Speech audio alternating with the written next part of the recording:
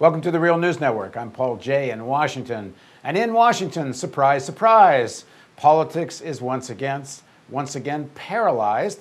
The super committee is more or less dead in the water, which means they don't know what to do about their deficit emergency, and that's what the press is all full of. And President Obama is also speaking about that without an agreement, there won't be the necessary cuts to the deficit. But perhaps what's more urgent and is also going to be affected by this paralysis is anything to be done about the unemployment situation. And maybe that's really the more important piece of this, which almost none of the media is talking about. Now joining us to deconstruct all of this is Tom Ferguson. Tom is a senior fellow at the Roosevelt Institute. He teaches at University of Massachusetts, Boston, and he's a regular contributor to the Real News Network. Thanks for joining us, Tom. Hi there. So, what do you make of the paralysis, the mess? The 2012 election campaign is on. Nothing else seems to matter, and Rome burns. Well, I have to tell you, in American politics, every day is Turkey Day, and here we are at Thanksgiving time. So we're, I guess that's doubled. Look, I think, Paul, this is becoming crazy, and your couple of your remarks there are exactly on target. I mean, the deficit committee, or the super committee, the budget committee, is really a failed effort to solve the wrong problem. Now, that's going to make everything irrational just by its start, but what's becoming really dangerous is this is like, 3 strikes and you're out. This might be strike 2 or strike 3. If you count the first strike was the Obama incoming decision to do a half-size stimulus. And in that, what he managed to do in 2 or 2.5 years there was leave a very high rate of unemployment, and a lot of people convinced that you couldn't use the state to do anything. Now we have an effort to tell people, your biggest problem is cutting the budget, which is ridiculous on its face in a recession. And then, of course, they couldn't do it. This is beginning to delegitimate the whole idea of democratic governance. And I can see this trend as I listen, in the news. I mean, let's hope we don't end up rather like, in Greece and in Italy, you now have technocratic governments headed by former folks who worked for American investment banks. It's obvious that the desire for a technocratic thing is beginning to get very intense in parts of American society. And when they use this term technocratic, but when you look at what happened in Greece and particularly in Italy, it's like direct rule by bankers. That's right. That's right. Yeah, I hope I was reasonably clear on that. Yeah, that's right. And, in the case of you obviously don't have any reason to be chopping the budget much at all in a recession. But when you sort of deconstruct their dialogue, if you compare that to the polls were giving you a very clear indication of what the public wanted. This is, I think, the clearest case I've seen in my lifetime. And you look at the polls, everybody's polls, 2 out of 3 Americans, a little more than that actually, wanted taxes raised on the rich, even a majority of the Republicans. And by 4 to 1 or more, Americans didn't want cuts in Social Security, and they didn't want them in Medicare. So what did the Democrats do? They began by offering cuts in Medicare and Social Security. And then the Republicans wouldn't, raise taxes. In the end, that's why the thing fell through. I mean, you can do all you want about on the one hand and on the other. It was the Republican refusal to relent on taxes that actually sent down this deal. Yeah, but I've often wondered, if you try to put myself in pre-World War I days, how a world stumbles into such, insanity as World War I, and you can kind of see it now. Like there's just no rational. There's such an obvious, let me say, rational way to go here. Like if you look at what's going on in Europe, there's such relatively easy fixes, and they just are not willing to do it. And we saw on Wednesday, Germany was selling its 10-year bonds and barely sold half of them because people don't even want to buy German bonds now.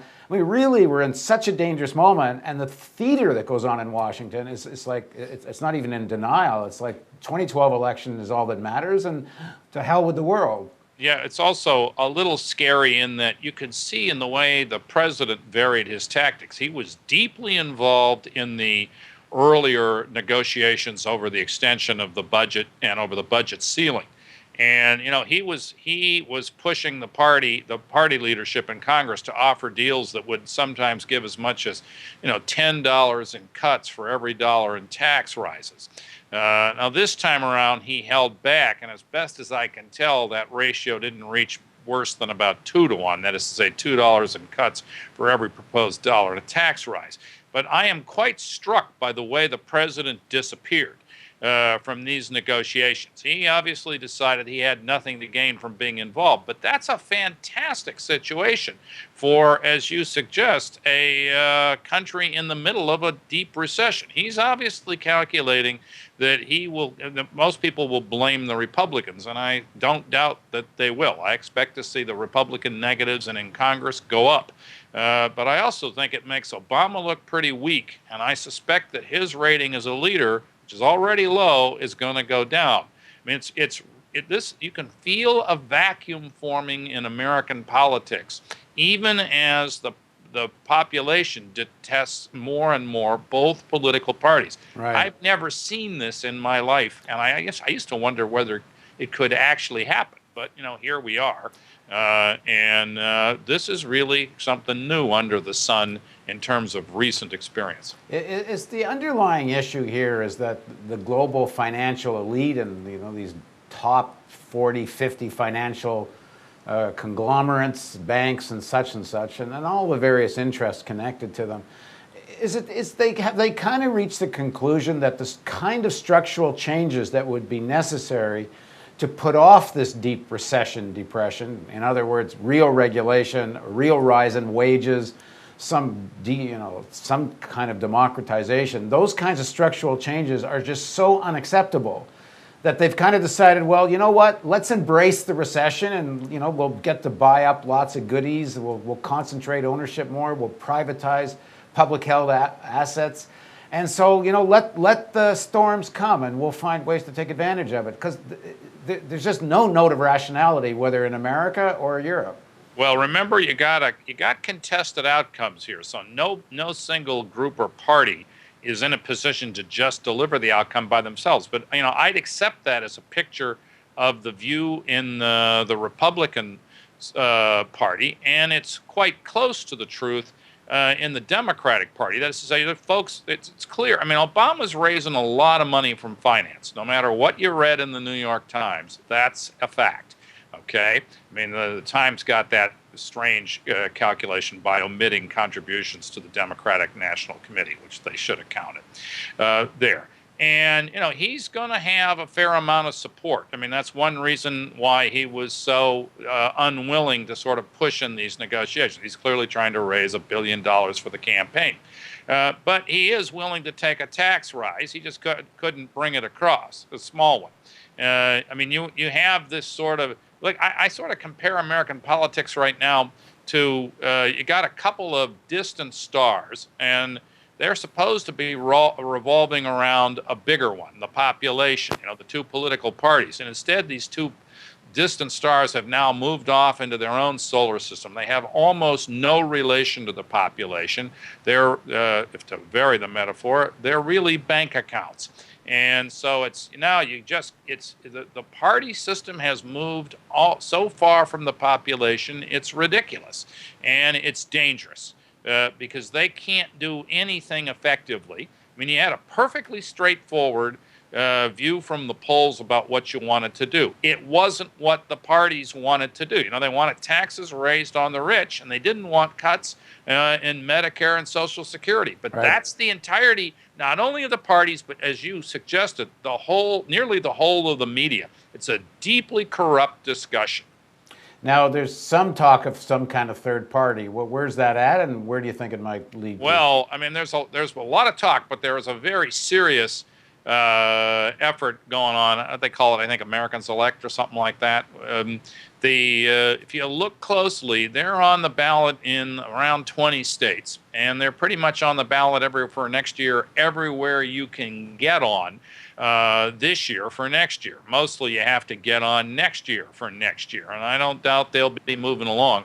While they say they're sort of above the existing parties, a close look shows you that leadership is very conservative. It's full of people who have in the past tried to overthrow Social Security and things like that. So I think you're going to find, I wouldn't be surprised to see a third-party nominee. Bloomberg's an obvious possibility. The neat thing from his or anybody else's standpoint is that somebody else is paying the bill here. You don't even have to file an exploratory committee.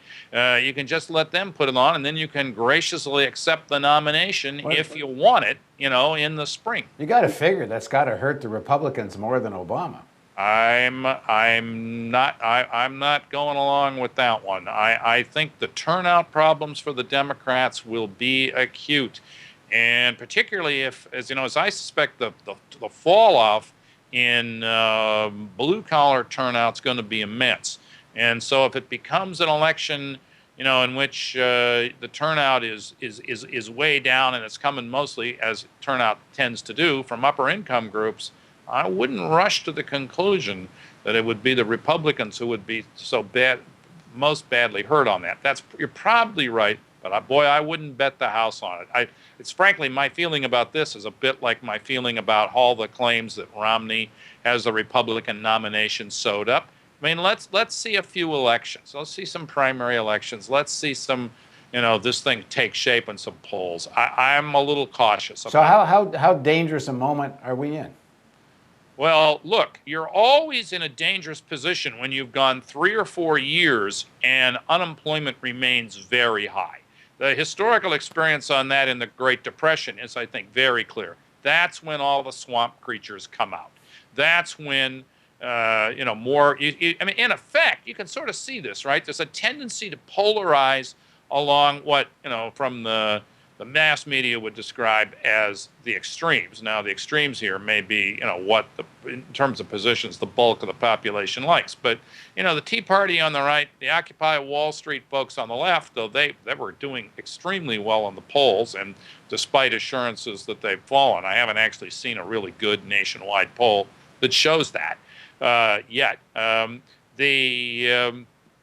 No, this is showing the polarization dynamic amid, deepening popular despair and hand-wringing at the inability of your elected officials. You got to understand this. This is not simply that the government is incapable of doing anything. It's that its ties to big money have made it incapable of doing anything. That's what's lacking on PBS, in the New York Times, and elsewhere. It was pathetic the other day in the Wall Street Journal, where Gerald Seib had a column where he tried to pin this on redistricting, which just doesn't reach the U.S. Senate. You can make some kind of a case about redistricting in the House, though, as I've said, in some scholarly papers, it's mostly, the evidence there is not good. But, there's nobody's redistricted states, and the Senate's polarized too. I mean, this is really a bit, this is becoming i Pagliacci, the clowns, in the popular discussion of this. Well, this better be a decade of some new kind of politics, or this decade ain't going to end well. Thanks very much for joining us, Tom. Thanks. And thank you for joining us on the Real News Network.